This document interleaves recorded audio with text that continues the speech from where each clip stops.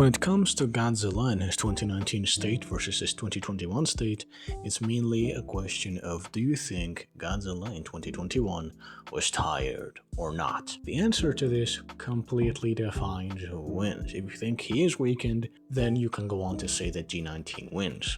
If we establish that G21 is not weakened, or that he is negligibly weakened, just kind of a tiny little bit, then the Godzilla who has had significantly more fights, who has had 3 years to passively evolve, and who can just spam his atomic breath, which while, it's not going to hurt G19 that much, it is going to provide a lot more utility, versatility, range, and aggressiveness to G21, and we can kind of just keep going on G21's advantages. Older Godzilla, more experienced, more skilled, better. If I can prove to you that G21 is not weakened, or is negligibly weakened, we're talking 90%, then he would just kind of lose to this more evolved, more experienced, and given Godzilla trains, more skilled Godzilla with a significantly more versatile atomic breath. So let's quickly go over that. Why do people think that G21 is weakened?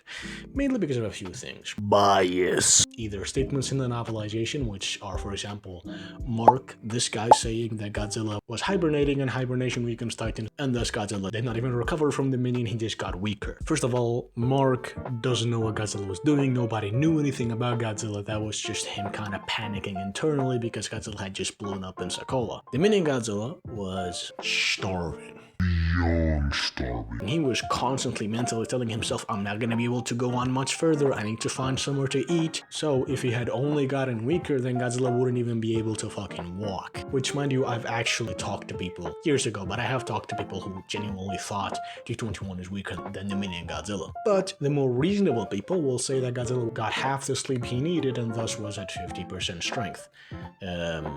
This ignores the fact that Godzilla heals up from absorbing energy, which has absolutely nothing to do with him sleeping. Sleeping, as described in the same page, is just a state where he perceives time and space differently. But on top of that, it doesn't say that he got half the sleep he quote-unquote needed.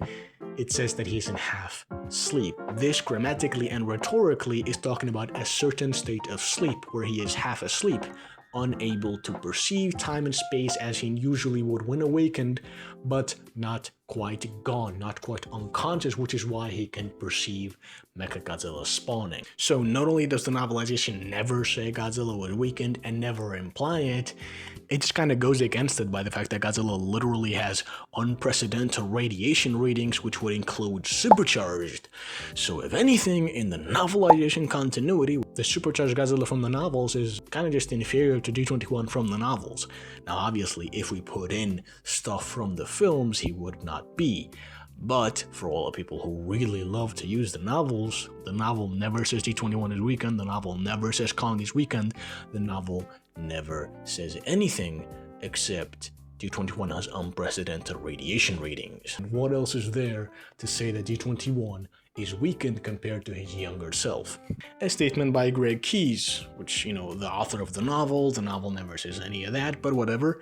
He says that Godzilla was close to full power. Close to full power, kind of a vague statement. You could say that he's 70%, 80%, 90%. This is all assuming that the statement holds any sort of validity at all, which I'm gonna break it to you, it doesn't. From the novels, which is the only thing that Greg has any sort of authority over, we have Godzilla returning to full power within 3 weeks, and we also have Godzilla healing up from wounds as intense as the Muto's ripping flesh off him all the way back up to patrolling power in 3 months against the Muto Prime, and you have the GVK novelization kind of just saying that G21 is stronger than ever instead of saying he's a little bit less than he used to be. Greg is contradicting his own novels and contradicting the novel continuity as a totality. To say that a statement that contradicts the novels would apply to the films, when the films themselves also have statements that directly contradict even that statement, ignoring the fact that it only matters to the novels, is kind of crazy. The statements for the movies that contradict G21 being slightly weaker than G19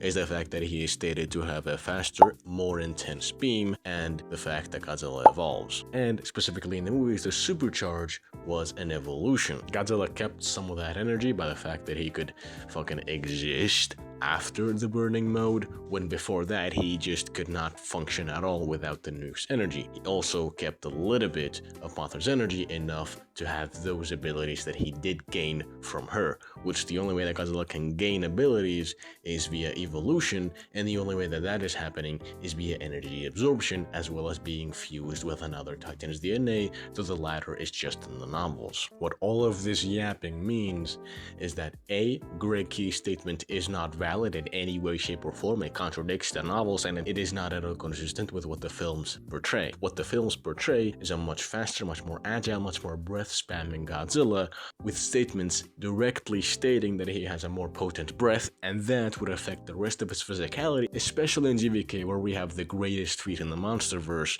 the X-Pulse tank.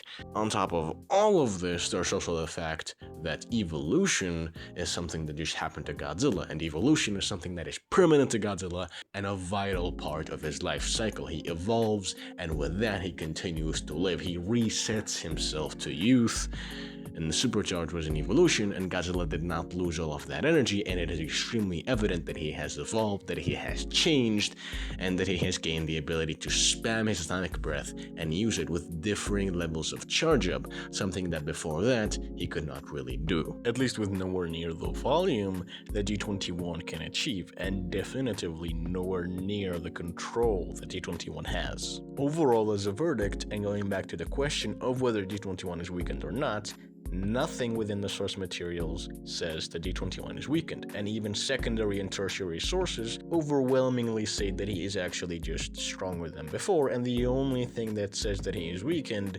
contradicts its source material and thus is completely irrelevant to the conversation, which, even if we were to entertain it, I've already established that G21 would beat G19 if the gap in their power were not that great. Older, more skilled, more evolved, better atomic breath. G21 beats G19, high difficulty. The gap between them is not that impressive.